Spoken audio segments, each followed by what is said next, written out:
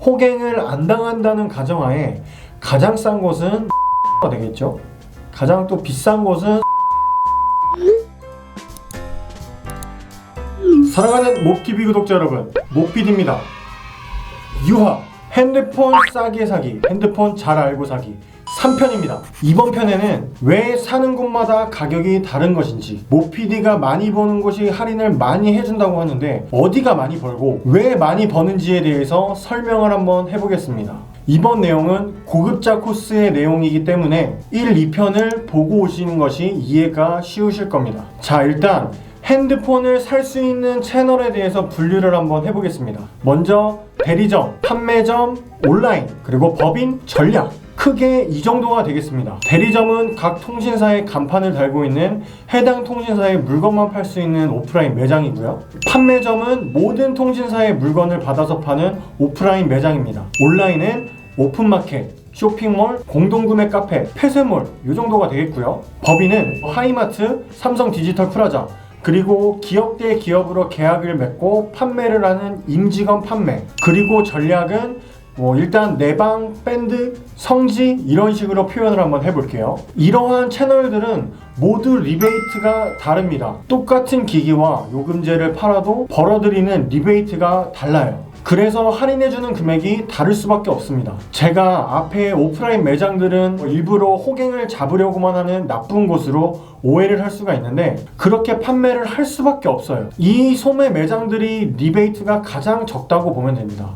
가장 많이 받는 곳에 비해서 반도 안 된다고 보시면 됩니다. 또 유지 비용에도 차이가 있겠죠. 온라인과 내방에 비해서 유지비도 많이 들기 때문에 당연히 할인을 많이 해줄 수가 없습니다. 이런 리베이트가 어떻게 정해지는지 예를 한번 들어볼게요.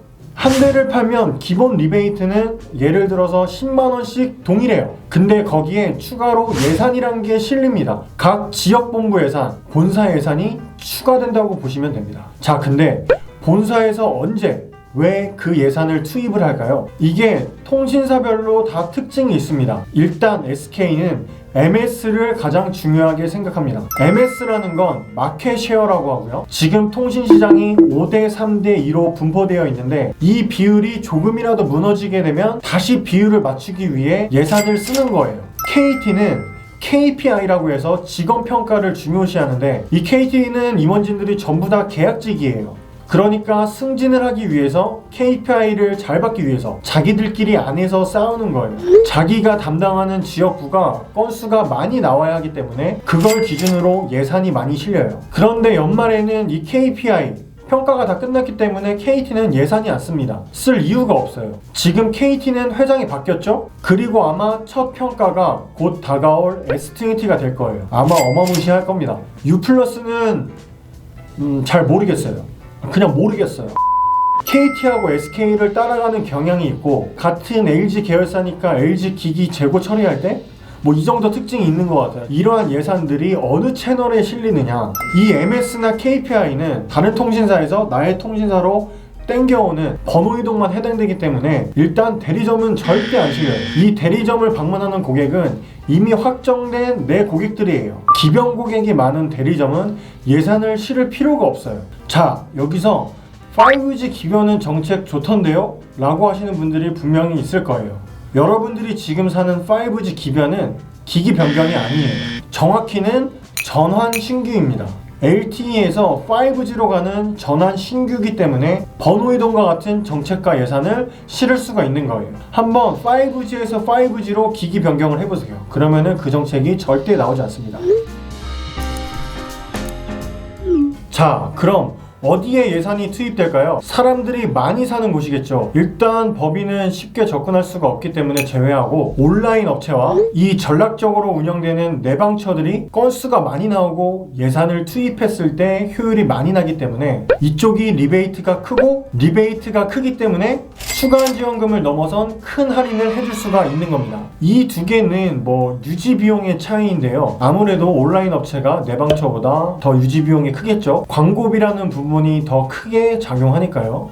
그래서 저런 내방처들이 가장 싼 겁니다. 가장 싸고 할인이 너무 크기 때문에 음지에 숨어 있을 수밖에 없는 거고요. 자, 그럼 마지막으로 소매 매장, 온라인 매장, 그리고 내방처, 이렇게 세 군데의 장단점을 비교하면서 끝내보겠습니다. 호갱을 안 당한다는 가정하에 가장 싼 곳은 내방처가 되겠죠. 가장 또 비싼 곳은 소매 매장이 되겠죠. 그렇다고 소매 매장에 장점이 없는 건 아닙니다. 일단 대면을 하는 것이기 때문에 안정적이고요. 매우 친절하고 서비스가 좋습니다. 사소한 모르는 부분도 다 알려주고 핸드폰 사용법, 어플 까는 법까지 모두 친절하게 알려줍니다. 반면 내방처는 추가 지원금 상한선을 넘어서는 곳이기 때문에 조심스럽습니다. 음지에 있기 때문에 가격을 잘 알기도 어렵고요. 사람이 많아서 줄만 서다가 못 살 수도 있고요. 참고로 제가 강남에서 내방처를 운영했을 땐 11층에서 1층까지 줄 세웠던 적도 있습니다. 그때 구매하면서 질문하면 바로 강퇴였습니다. 말을 못해요. 입장할 때는 금속 탐지기로 다 검사를 했었고 진짜 살벌하게 했었습니다. 그래도 싸니까 사람들이 그렇게 많이 몰리긴 했던 거예요. 온라인은 그 중간이라고 보면 됩니다. 가격도 요즘은 쿠폰 형식으로 추가 지원금 상한선보다 더 많이 할인해주고 사은품도 꽤 큰 사은품을 내걸고 있습니다. 물론 내방처들보다 할인은 덜 받지만요. 핸드폰을 살 때 어떻게 살지 정확히 그 노선을 정하고 사면 됩니다. 내가 정말 왕처럼 사고 싶다. 그럼 가까운 소매 매장을 가시면 되고요. 진짜 단돈 10,000원이라도 더 싸게 사고 싶다. 그럼 내방처를 찾아가시면 되고, 그 중간을 원하고 집에서 편하게 받고 싶으면 온라인 업체를 이용하시면 됩니다. 오늘 영상은 여기까지고요. 이 1, 2, 3편을 완벽히 이해하신 분들은 고급자라고 볼 수도 있습니다. 여기서 또 궁금증이 생기겠죠? 그럼 내방처들은 어떻게 찾아가느냐? 그러한 음지에서 사는 방법, 제가 기회가 된다면 그와 관련해서 또 영상을 찍어서 올려보도록 하겠습니다. 자, 그럼 몹TV 구독자 여러분들과 구독자가 되어주실 시청자 여러분들, 지금까지 시청해주셔서 감사합니다. 구독과 좋아요, 알람 설정까지 부탁드리겠습니다. 유바 끝!